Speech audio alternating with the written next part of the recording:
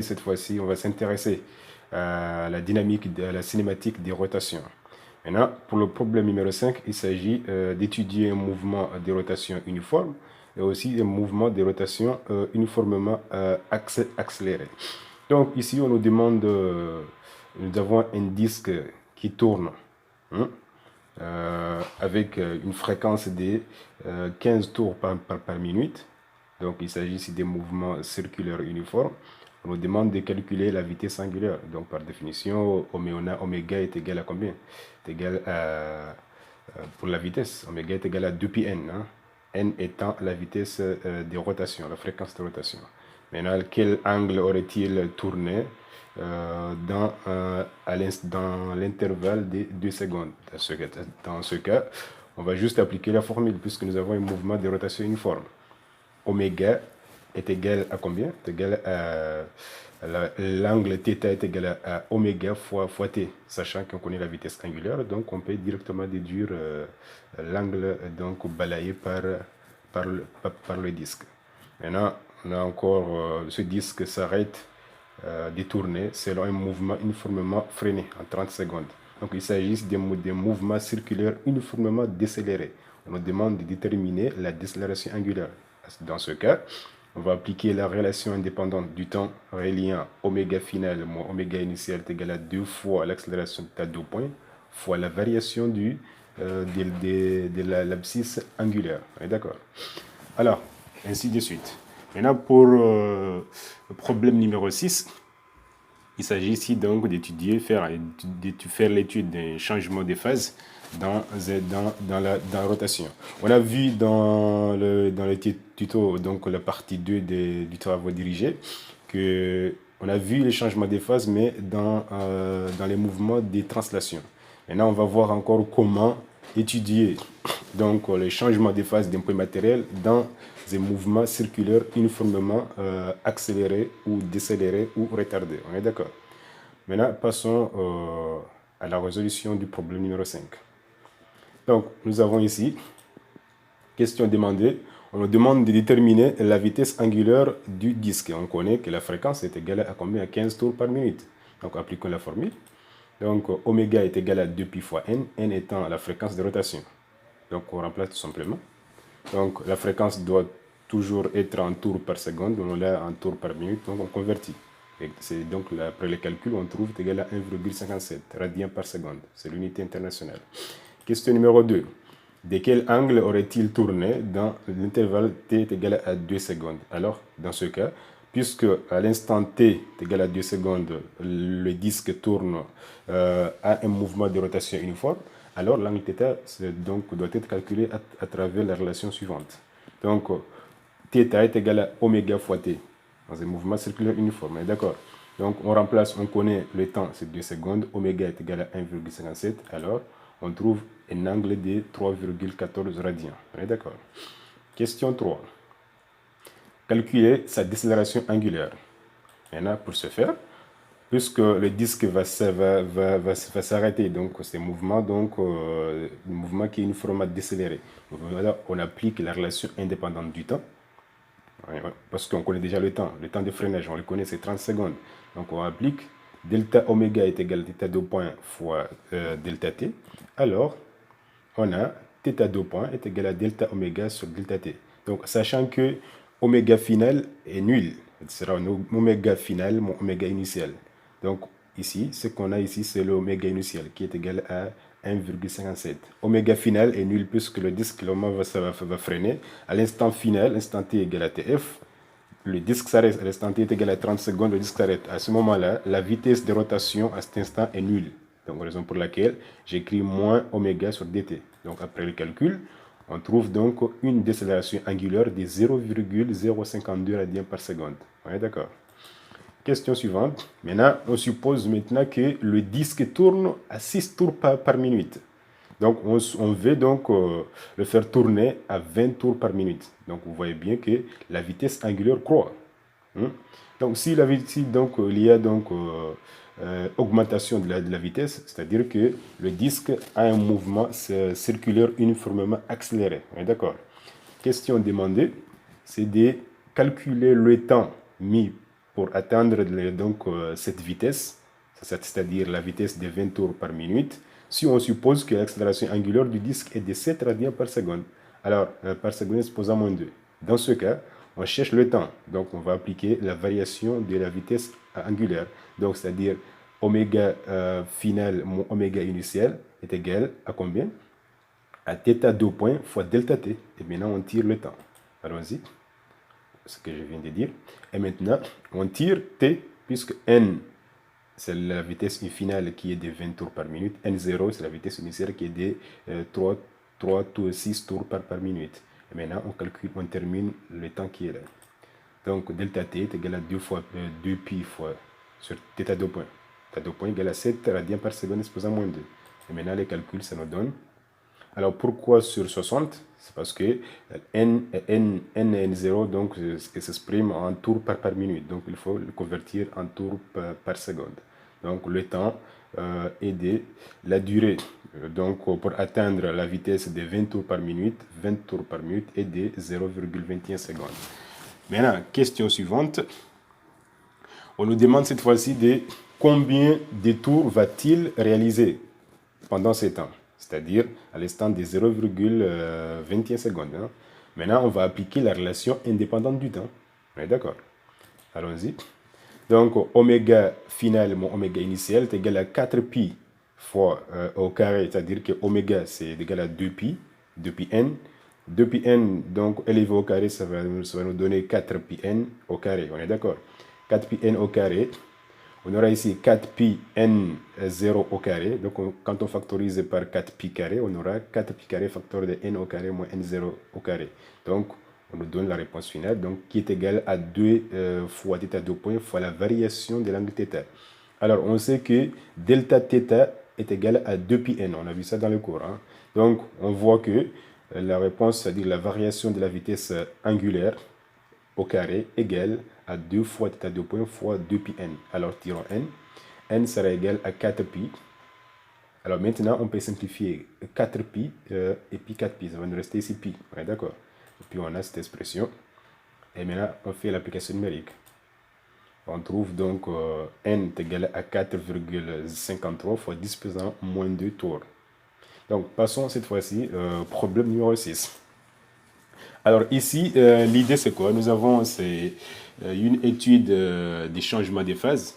Alors là, il faut faire très attention par rapport à la méthodologie. Hein.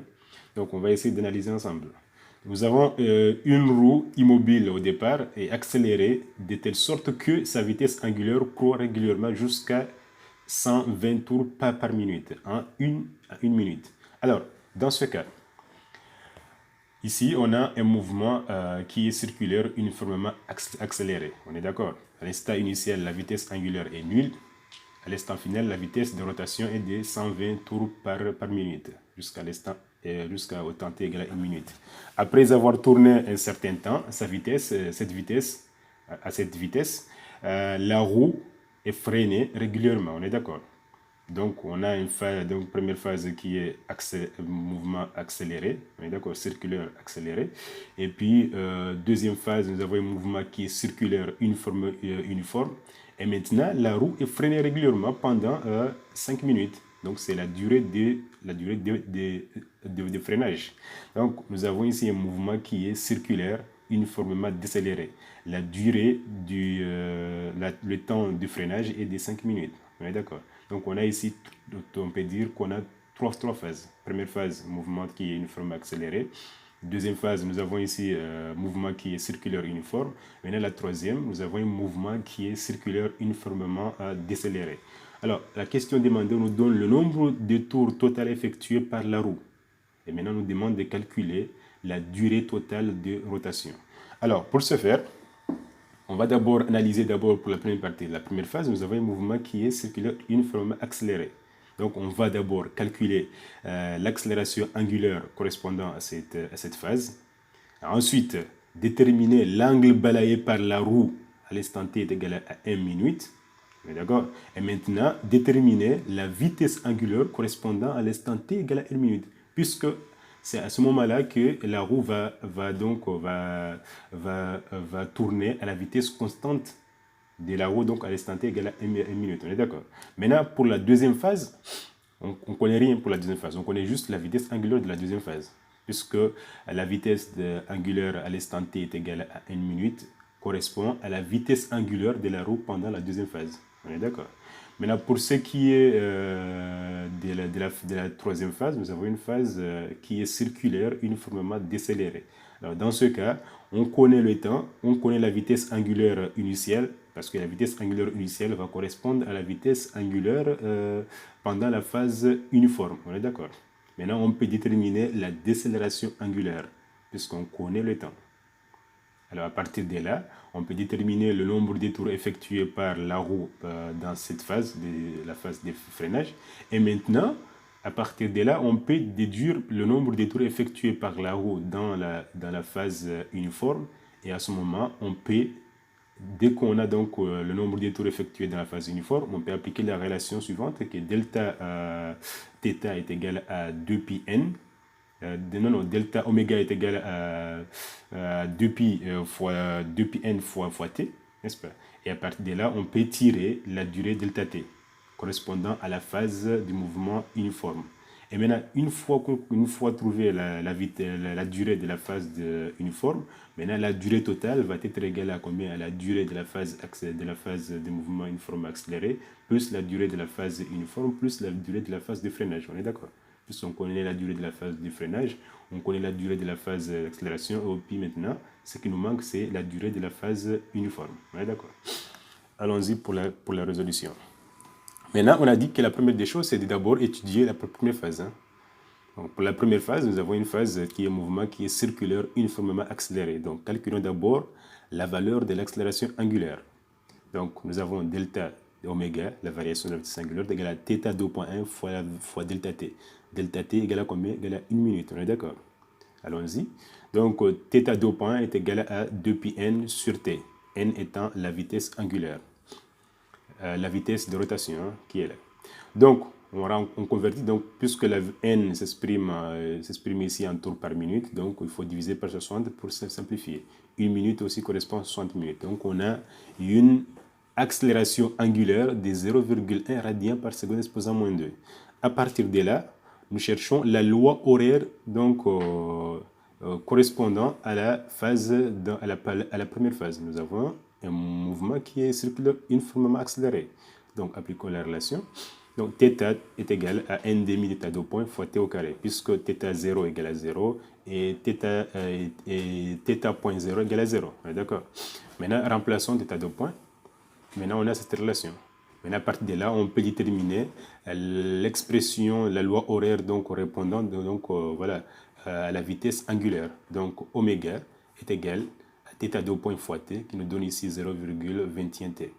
À partir de là, on peut déterminer cette fois-ci quelle est la valeur de l'angle balayé par la roue à l'instant t est égale à 1 minute, et aussi la vitesse angulaire de la roue à l'instant t égale à 1 minute, puisqu'on a dit que à l'instant t égale à 1 minute, la roue change de phase, donc elle va atteindre un mouvement de rotation uniforme. Donc il nous faut les coordonnées ou bien les points, les données, donc la vitesse et aussi l'angle balayé à cet instant. Donc on calcule. À l'instant t égale à 60 secondes correspondant donc à 1 minute, on calcule l'angle balayé par la roue et aussi donc la vitesse angulaire. On calcule. Donc, après calcul, qu'est-ce qu'on trouve? On trouve, vous avez θ, la relation, elle est juste là. Et aussi, oméga, la relation, elle est juste là. Donc, il suffit juste de remplacer t par sa valeur. On trouve que oméga est égal à 12,6 radians par seconde. Ça, c'est une erreur, c'est ça qu'on expose à moins 1. Et puis, θ est égal aussi encore à combien? À 378 radians. Donc, il faut savoir que cette vitesse, c'est radians par seconde. Je m'excuse, ce n'est pas exposé à moins 2, c'est exposé à moins 1. Maintenant, cette vitesse, c'est la vitesse que la roue va tourner dans la phase uniforme, cette vitesse-là. Donc, l'angle à l'instant t égal à 60 correspond à 378 radians. À partir de là, nous allons maintenant étudier la phase uniforme, deuxième phase. Donc, pour ce qui est des relations dépendantes, donc, on peut calculer effectivement, j'ai oublié, on peut calculer le nombre de rotations balayées par la roue à l'instant t est égal à 1 minute, donc en appliquant la relation indépendante du temps. Sachant que la vitesse initiale de la roue est nulle, restant t égale à 0. Donc on aura oméga final est égal à 2 fois θ 2.1 fois delta t. Et delta θ est égal à 2 pi fois N1. N1 représente le nombre de tours balayés par la roue à l'instant t est égal à 1 minute. Alors, on tire N1. Maintenant, oméga on connaît, c'est égal à 12,6. Maintenant, on calcule. On trouve donc que N1, le nombre de tours balayés par la roue à l'instant t égal à 1 minute, est de 63,17 tours. On est d'accord. Maintenant, passons à la phase numéro 2. Phase numéro 2, nous avons un mouvement qui est circulaire uniforme. Alors, appliquons la formule. Delta θ, c'est-à-dire l'angle balayé par la roue dans la phase uniforme, est égal à 2 pi fois N2, qui est le nombre de tours, fois oméga t. Oméga, c'est-à-dire la vitesse angulaire. Cette vitesse égale à combien? Égale à 12,6 radians par seconde. Donc, tirons maintenant la valeur de delta t. Donc, on trouve que N2, le nombre de tours balayés par la roue, c'est égal à oméga fois delta t sur 2 pi. Alors ici, on a deux inconnus, vous voyez. On ne connaît pas le nombre de tours balayés par la roue dans la phase uniforme. On ne connaît pas encore non plus la durée de la phase uniforme. Donc, on garde cette équation. Et on va d'abord étudier la phase numéro 3 pour voir si on peut déterminer le nombre de tours N2 pour tirer donc cette fois-ci N delta t. Passons à la phase numéro 3. Phase numéro 3, c'est un mouvement qui est circulaire uniformément décéléré. Alors, calculons la décélération angulaire. Même chose. Hein. Je tire. La vitesse finale, elle est nulle. Comme j'ai déjà dit, c'est donc dans l'introduction. Maintenant, on aura la vitesse initiale, c'est-à-dire moins oméga, qui est de 12,6 divisé par delta t. Le temps, on connaît, est égal à 5 minutes. Alors, calculons. On trouve moins 0,042 radians par seconde exposé à moins 2. Alors, à partir de là, on peut cette fois-ci, on peut faire quoi? On peut déterminer, après si on connaît la valeur de la décélération angulaire, on peut déterminer cette fois-ci le nombre de tours, n'est-ce pas? Le nombre de tours, balayés par la roue à l'instant t est égal à 5 minutes. Maintenant, allons-y. Variation de la vitesse angulaire au carré est égale à moins oméga carré qui est égal à 2 fois θ 2 point delta t. Et maintenant, delta t est égal à 2 pi fois N2. Et N3 plutôt, m'excuse. Et à partir de là, qu'est-ce qu'on peut avoir? On peut tirer donc que N3 égale à moins oméga 2 sur 2 pi θ 2 points, θ 2.2, on a déjà calculé. Et maintenant, tout ça, on connaît les données, hein? On ne fait que faire l'application numérique. Et on trouve ici égal à 300,8 tours. Donc, on sait que la roue va donc, va tourner donc 300,8 tours à l'instant t est égal à 5 minutes dans la phase de freinage.